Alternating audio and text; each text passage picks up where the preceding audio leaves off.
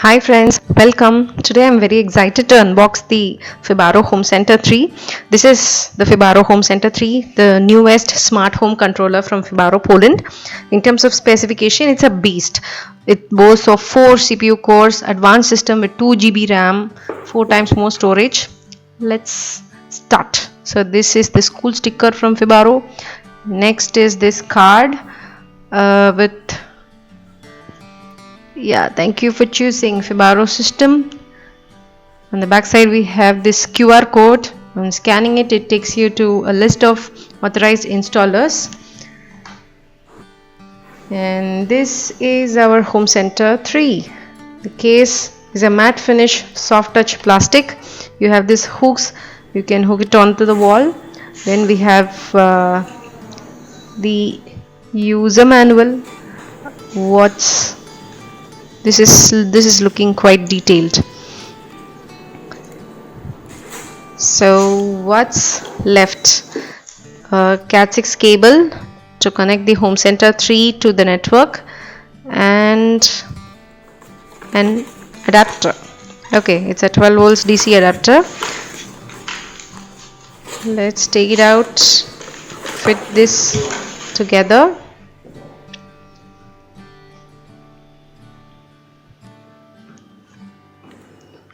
Okay, I'm going to connect this to the Home Center 3 and I'm also going to connect this network cable. These are the indications. Yes. So let's do the connection. Let's power it up with this 12 volts adapter and also this network cable. Everything is black. Okay.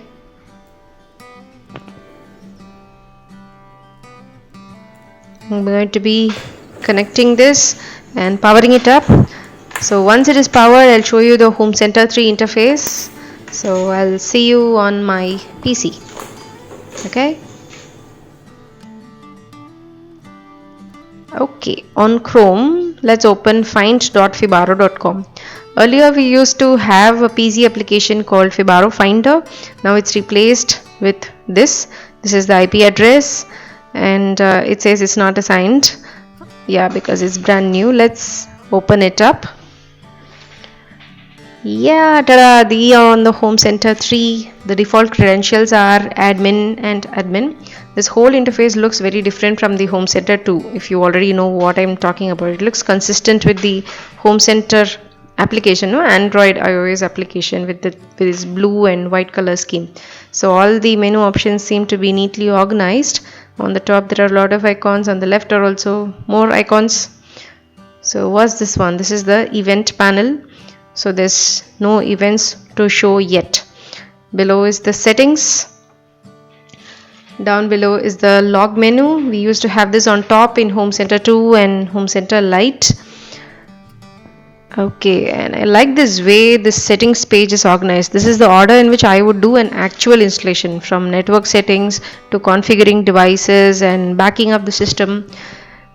That looks nice actually. It looks all very organized and the way one would want to go ahead with the installation. What are the menus down below? This takes me to Fibaro support. This was not there in the previous Home Center versions. Okay, that's nice. We'll close this up and let's get back to our settings. Yes, so this is the network settings. Here you have DHCP or static. I would choose to go with static, but I don't want to change the settings right now. Okay, so this is the DNS details. If you want, you can change it to your Google DNS 8.8.8.8. This is the Wi-Fi. So this is a new feature in Home Center 3. It's not available in HC Lite or HC 2. So if you want, you can choose to connect it through Wi-Fi. So next I'm going to go into update. So let's change, let's save and move.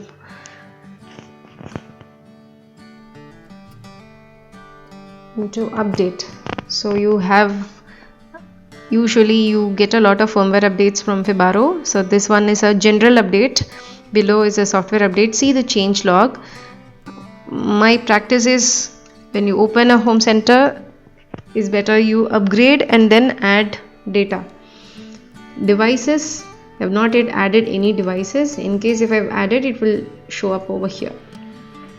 Next is to connect gateways. This is the gateway connection feature which many of us are familiar with.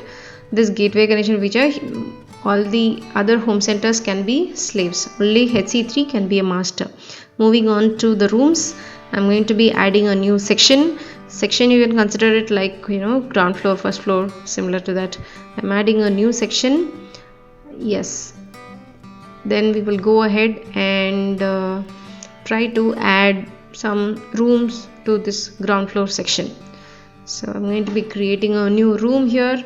There's also additional category. Also, I'm creating a room called living room. Category, okay, I'll put this under family room category.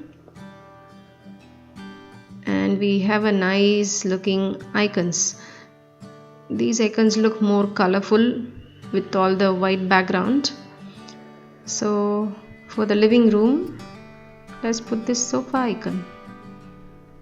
Okay, yeah, now that is saved, we have created a section and a room. So this is where we will add devices. All the devices are supposed to come here. If it is Z-Wave, it's here, and other devices, that is IP based devices, would be added on the other section. So this is pretty regular stuff. In case if your device is a secure device like a lock, you will check this one and we will start the learning.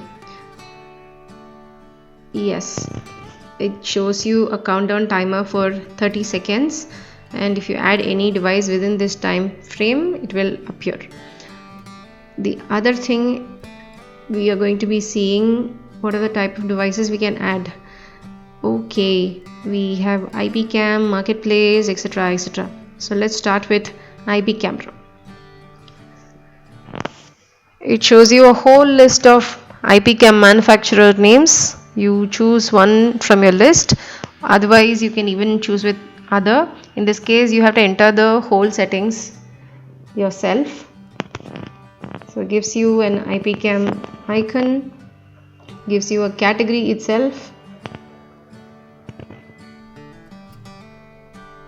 Okay, it's added. So in case if you want to add some new settings, like you want to add the streaming URLs, you'll go into advanced and add these URLs. You also have the PTZ option also, and your camera's username and password, you'll enter it over here. Okay, that's quite simple. What are the other type of other devices that we can add? We will be wanting to add a lot of virtual devices. So in case if you want to add some virtual device from marketplace, you can directly get it from that link. So this marketplace is maintained by Fibaro themselves. So here you can get the whole list of virtual devices. Just choose one and it will get added automatically. Other types is this quick apps. Quick apps is this function that's been newly introduced into the home center. That it's a new feature, but it's an enhanced version of the usual virtual devices. You have a lot of categories here. You can choose one. So an appropriate icon will be filled up by itself. So in this case, I don't really have a device right now with me, so I'm going to be adding what do we say, a generic device. Is there an other or generic device?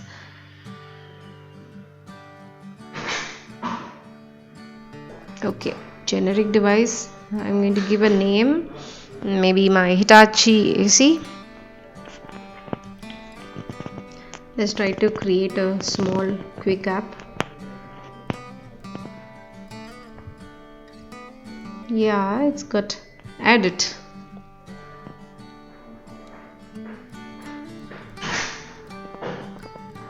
Yeah, it's got added. I can see it over here.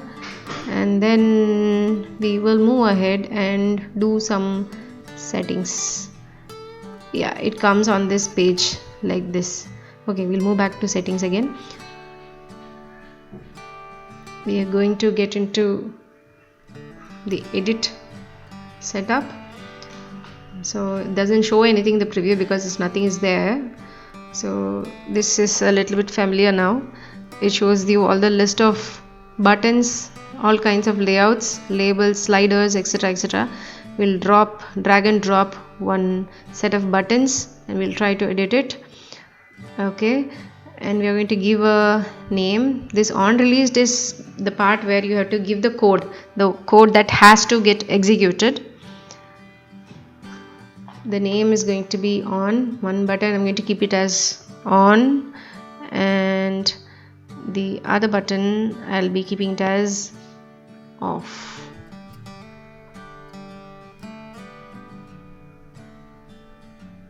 Okay, we'll change it to off and save. So now that it is saved, we'll see how it looks in the preview. Okay, we'll close this. Okay, and these are variables notifications. So these are things that are going to be useful later. We'll cover it in the future videos, all of these new stuff. So we will move on to the next. This is the general configuration page. Nothing much to do here. It's all previously filled up. It gives you the serial number, MAC address, all those details. You can, if you are doing some charting or some kind of application, specific application where you would require a CSV output, you can take it from here. And yeah, 60 degrees, that's the fire temperature. 1 degree is the freezing temperature, pretty regular. Then is the location. By default it comes with Poland location. You can add one more location over here. This will be useful for your GPS based scenes.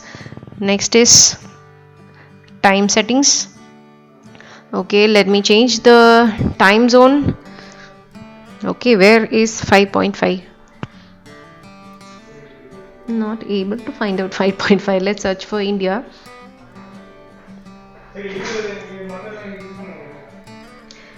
Okay, there's no India.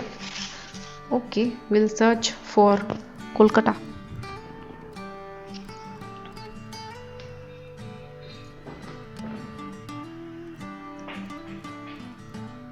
Okay, there we have, it's Asia, Kolkata. Okay, and you can even change this to dots. So things are all fine. I can do the save here, but it requires me to reboot, so I'll not make the changes now. Okay,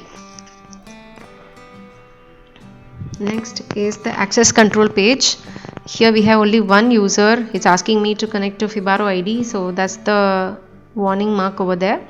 So we can change the PIN number, we can add an email address for our admin user. So if you click on the connect to Fibaro ID, it will replace your admin with a username. The username will be in your email address, so that's much more secure. Yeah, so apart from this, you can also add other regular users. Next we'll see the installer access. So as the name implies, the installer access allows you to access data regarding your home center by the installers. So in case if you have some glitch in your system, you want to give your installer access for a temporary time period, then you will fill the installer's email ID over here and press the add installer button, and you will also tick the box that is give access for 24 hours to perform remote actions. You'll tick this box also. So once this is done, your installer can remotely monitor your system for a period of 24 hours. Next is the alarm panel. Here we can add zones. So this is a little bit different compared to the previous version. Let me add just one zone. Let's create alarm zone 1, save. So here you can configure the entry delay as well as the exit delay. And next would be to, you can arm it all at one go, you can arm certain zones at one go. Next is the alarm scenes. So I've not created any scenes yet, so let's go ahead to the next thing, that is the climate. So climate, so it's not much useful in India. It's basically your heating panel. Next is a garden for all your sprinklers. The 10th would be the scenes. So here you can see that the magic scenes are missing compared to HC2 and HC Lite. There's only block and Lua scenes. So let's add a scene. Everything looks very new in this scene panel. So I'm trying to add a scene. This one is usual, automatic or manual. Whether it has to run automatically or whether it is triggered by the user only, you can select the category. So in that case it will come under that particular category under the app. So this is yes or no, allowed to restart a running scene, which means that previously in HC2 we used to have maximum running instances. It's always a point of confusion. So here this is better. This makes more sense. Wow, this graphical blocks interface itself looks very different. Here you can see that there is the trigger boxes as well as the condition action boxes. This is the trigger box, this is the action box. So you can drag and drop from the right side the triggering conditions. There's also this, whether it is AND condition or condition. Or condition was something that was not there previously. Here you can also copy the scene to Lua. I'm copying and converting. The Lua itself looks a lot different. Here you have the declarations block and the actions block on the right side. So we'll cover everything detailed in the forthcoming videos. So since we copied and converted, we ended up with two different scenes. One is a block scene and one other is the Lua scene. So moving on to profiles, this is a completely new feature in Home Center 3. So this has been asked for users by a long time. That is, I want to run a certain set of scenes while I'm at home. While I'm on vacation, I want to access certain other set of scenes. I want to keep it in vacation mode or anything. So this is something completely new and improved compared to the Home Center 3. So similarly you can have for alarm zones and climate zones also. And VoIP tab, you can get to add new VoIP clients. Even though we call it as VoIP server, it is a simple local SIP server. So within the network you can make local calls to other people's smartphones using this. Next is the backup. You have both cloud backup and local backup. Cloud backup, since I've not created a Fibaro ID, I'll not be able to do it now. Local backup, yeah, I can create a backup and I can even upload it one. Okay, the 15th one is the diagnostics. Here you have 4 cores, 4 of them working for your home. Great. So here we see all the CPU usage. We can see how historically how much it has been using. You can chat it out below. Yes, then you would move on to RAM.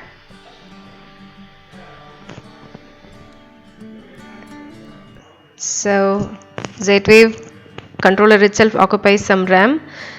Then there is storage and Z-Wave tab. These are all regular. If you're familiar with Home Center 2, there's nothing much new to show you over here. Next we'll move on to the Z-Wave panel. So here we see the Z-Wave network configuration. These are all pretty standard. There's nothing much new compared to your Home Center 2 or your Home Center Lite. So this is usual. On the top you have some shortcuts. This is a shortcut for alarm. This one is for currently logged in users. Then this is for updates and notifications. This shows me the current temperature, humidity, wind, etc. etc. This is my current time, and here I can see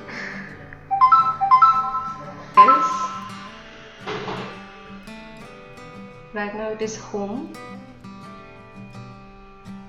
and over here there are options to even do a recovery.